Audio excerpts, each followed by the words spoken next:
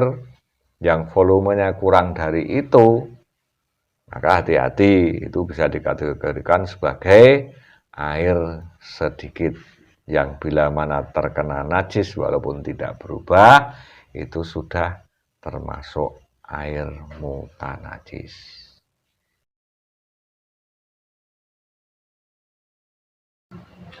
Assalamualaikum warahmatullahi wabarakatuh. Melanjutkan pembahasan pada kesempatan kali ini adalah pasal tentang toharoh atau bersuci. Jadi dalam pasal ini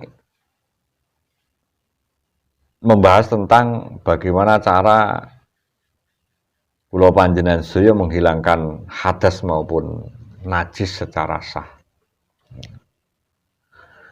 Dikatakan di sini di bab atau di pasal tentang toharoh ini, menghilangkan hadas maupun najis ini tidak sah, tidak sempurna kecuali dengan air mutlak.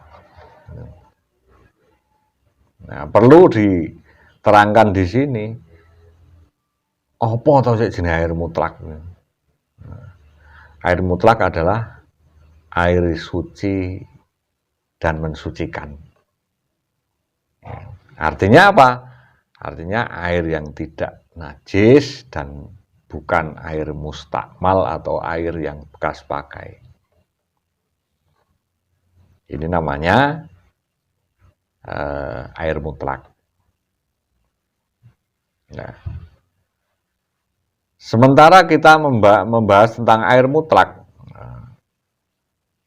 Air mutlak ini bisa digunakan, ya, bisa digunakan di dalam berwudu maupun menghilangkan hadas, baik hadas kecil maupun hadas besar. Kenapa itu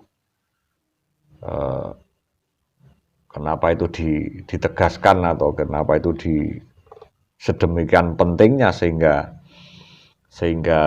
perlu disampaikan? Karena agama Islam ini adalah agama yang mengedepankan tentang toharoh, tentang bersuci. Itu adalah air mutlak yang secara lebih mudahnya dikatakan sebagai air suci dan mensucikan.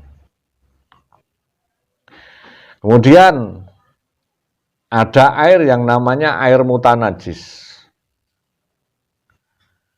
Air mutanajis ini adalah air yang sudah terkena najis, atau air yang sudah dihukumi air yang najis, maka dikatakan mutanajis. Nah, seperti apa contohnya? Dicontohkan, bisa jadi air mutanajis ini air yang banyak,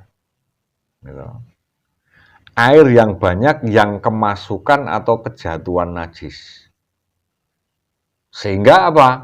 Kalau di dalam kitab Safinah itu dikatakan, walaupun itu airnya banyak, kalau kemasukan najis, kemudian berubah warnanya, kemudian berubah rasanya, maupun berubah baunya. Sehingga apa? Disebut sebagai mutanajis.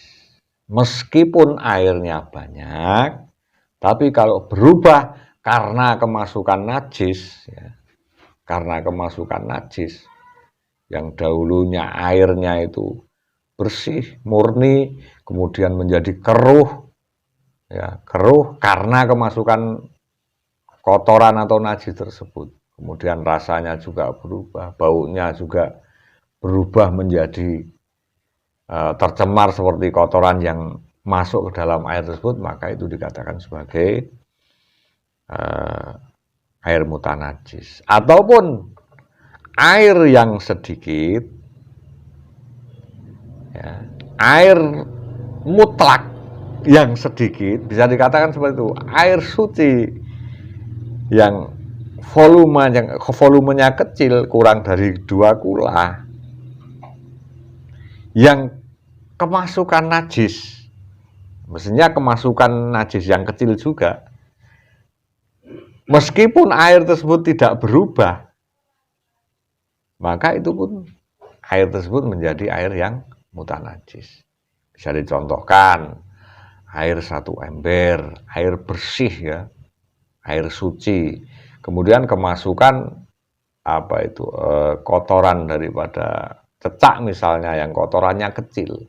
Sehingga air satu ember ini tidak berubah warnanya, baunya maupun rasanya.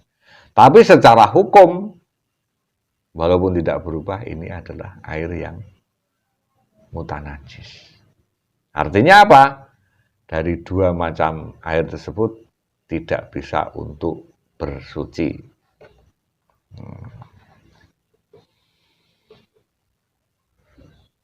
Selanjutnya, tadi disinggung tentang banyak dan sedikitnya air.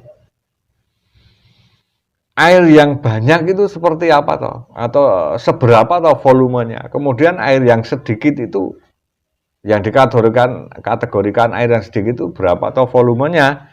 Di sini dikatakan air yang banyak adalah air yang lebih dari 2 kula. Atau bisa dikatakan air 2 kula. Di sini disebutkan yakni kurang lebih volumenya 216 liter. Maka kalau dalam hitungan sebuah volume itu kurang lebih 60 cm kali 60 cm kali 60 cm.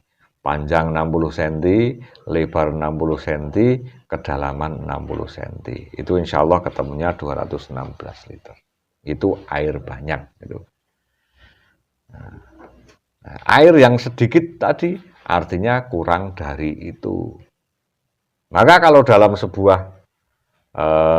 bejana atau dalam sebuah tempat air yang volumenya kurang dari itu, maka hati-hati, itu bisa dikategorikan sebagai air sedikit yang bila mana terkena najis walaupun tidak berubah, itu sudah termasuk air mutanajis.